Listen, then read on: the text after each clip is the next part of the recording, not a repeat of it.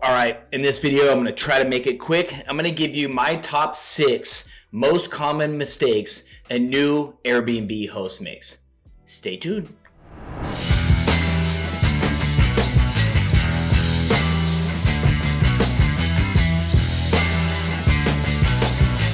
Now, in order to make this video not 500 hours long, I'm just picking some of my most common mistakes that I made during the journey, or like I said, I'm an Airbnb ambassador. I help a ton of hosts. I talk to them all the time. And these are some of the common mistakes they tell me they made. So hopefully this is super helpful for you guys. Let's jump into it. All right, this is mostly for the strategy that I like to do. I like to buy real estate, older houses, beat up houses, fix them up, and then get them ready for vacation rental. So that's just kind of my strategy. So these are my common mistakes about that part of the process. So number 1, do your research. This is so important. Don't just go into any market because it feels good or your friend said it was good or whatever. You heard it on the news. Make sure you do your research. Super, super important. Now, there's all kinds of ways you can do research. Number 1, go on AirDNA, type in the address you're thinking about buying, type in the city you're thinking about buying, and run those numbers. Look at the competition. What are they doing? Can you improve that competition?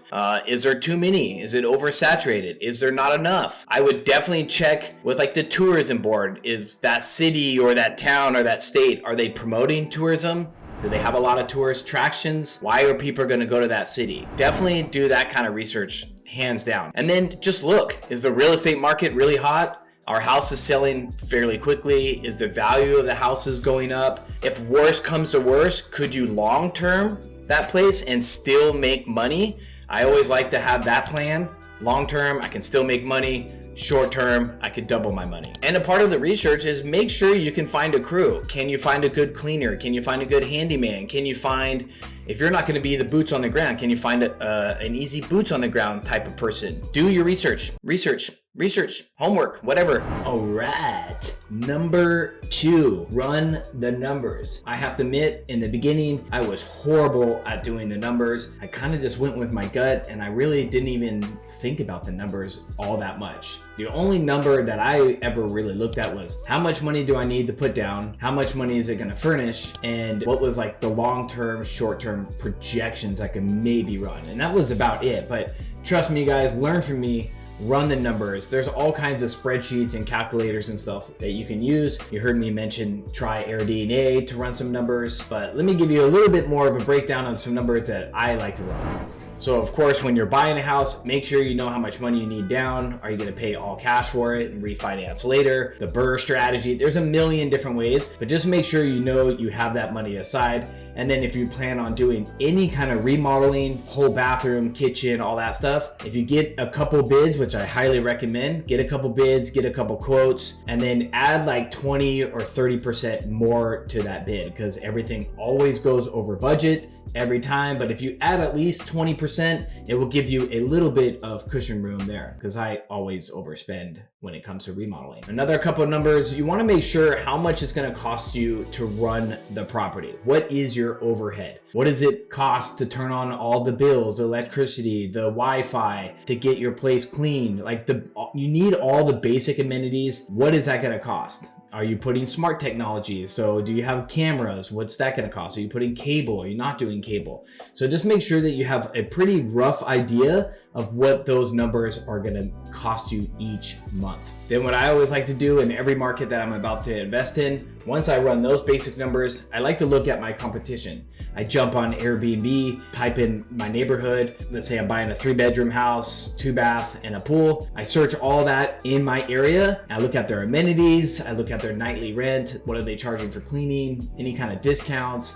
All that stuff. And I just keep writing all those numbers down and then see where I can compete. Can I get that same amount of revenue a night? Could I get more occupancy possibly? So definitely do the research and run all those kind of numbers. And then once you run a lot of those numbers, the nightly rent, the occupancy, all that stuff, see where you can improve. My goal always is to land on the first page on my listing as much as I possibly can and be in the top 75% of listings.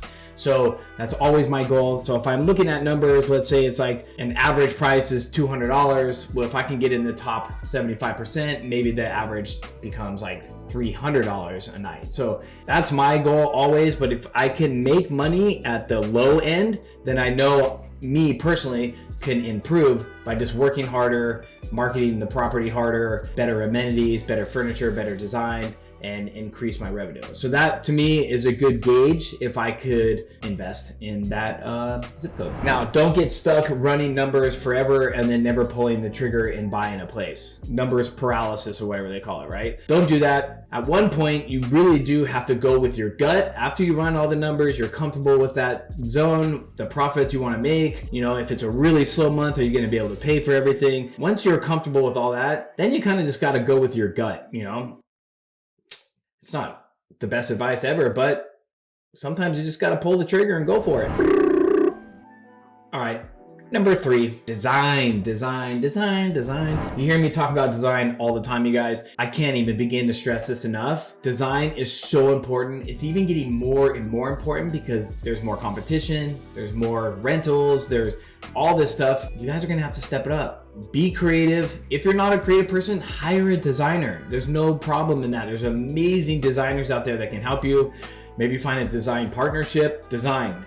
Now, when it comes to design, you guys probably heard me talk about it before, but definitely go check out a company called Hostfullly. It's basically set up as a marketplace for hosts. If you're a host, you have one property, you have 50 properties. This is a one-stop shop. This is where you can get some of the best furniture at 100% the best discounts out there. It's like kind of mind-blowing. Not allowed to share you the actual numbers of the discounts, but trust me, there's places like Article, Ace Hardware, Williams Sonoma, West Elm, Pottery Barn. Those are just some of the ones, and I shop on there. I buy my entire house just on that website, and I save ridiculous amounts of money. But the best part about it is the furniture is really nice, really good quality, great design, and it gets me more bookings. It's just that simple. Yeah, to give you like a good example, you can go to Amazon. I have an Amazon list. I'll show you to you, but I have a luxury property right now. It's 4,000 square feet. We're going after the higher market. So all the furniture has to be nice.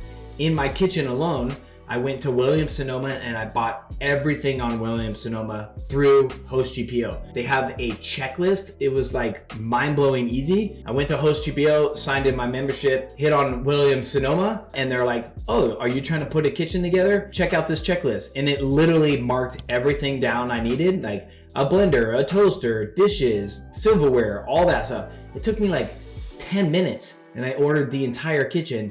And let me tell you, the quality of Williams Sonoma's products is insane. It's crazy. Like everything is really, really nice. So don't be afraid to step it up. If you have great kitchens, stepping it up in the kitchen is probably like one of the most important things, I feel like, because guests are always touching it and feeling it. If it feels really good in their hand, they're gonna really enjoy it. All right.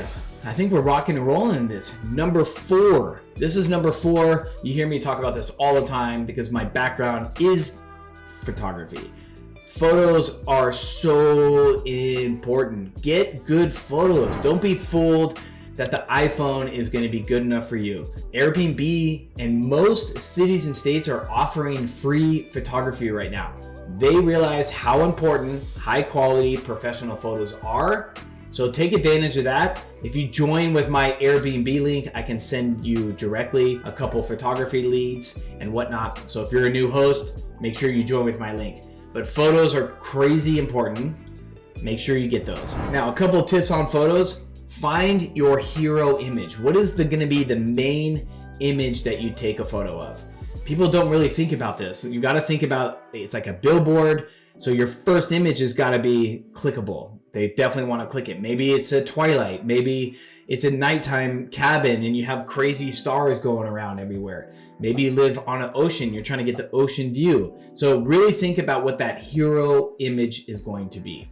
And then make the lighting just amazing. Then when it comes to the inside, you can hear people talk about this so many different ways. I think it kind of becomes personal preference. Me personally, I like all natural light. I don't really like turning on any lights, the different color tones and all that stuff. I just don't prefer it.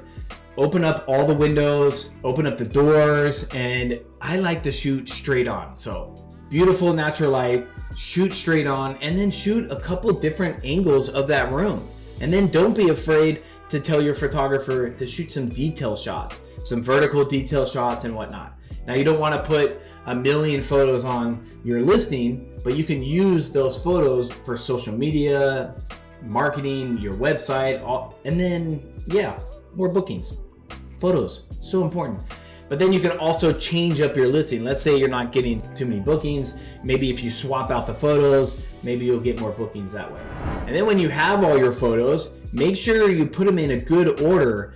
The first 5 images by far are the most important, because that's kind of the most important, like as a billboard. People are gonna see that when they're browsing on the computer, the first 5 images, and they might just book your place based off that, but they're definitely gonna wanna click on it and see more if your images are fantastic and you got the good design, good location, all that good stuff. All right, you guys, real quick, and don't forget, if you're new to Airbnb, if you've never hosted before and you're confused and you have so many questions and you need a mentor or a coach and you can't afford it, well, boom, I'm your guy. I got you. In the link below, I am what is called Ask a Superhost. It's official. Airbnb pays the tab, so don't worry about that. But if you're brand new, you've never hosted on Airbnb before, join with my link. You and I will be connected. I can see your listing behind the scenes on the dashboard. You and I can set up a Zoom call. I can look at your photos, help you with your pricing, description, all that good stuff. And it doesn't cost you anything. And hopefully with my experience in helping thousands of people set up, I will be able to help you a lot less errors, and most important, get you more bookings. Okay, with that said, number 5. Number 5 is optimizing your listing.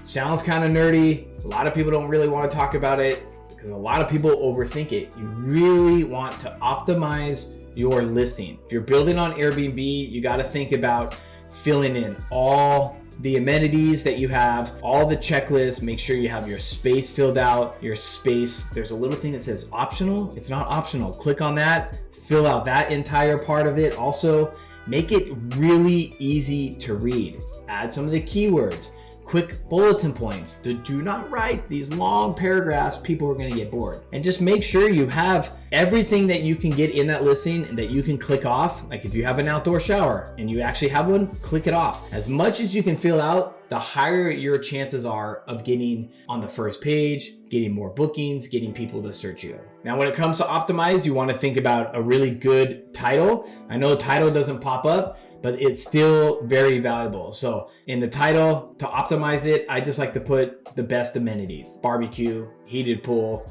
great location, etc. Then when it comes to optimizing your photos, a lot of people don't put captions under their photos. This is a missed opportunity. I see it all the time. In the photos, if you're looking at a pool, maybe you want to say heated pool. That way people know. Or maybe it's a heated private pool. You want to tell people what's going on in that photo. If you just have a great living room photo, it might not really tell the guests what that is. You can say large L-shaped couch with 75-inch smart TV with Netflix and HBO and Sonos speakers throughout the living room.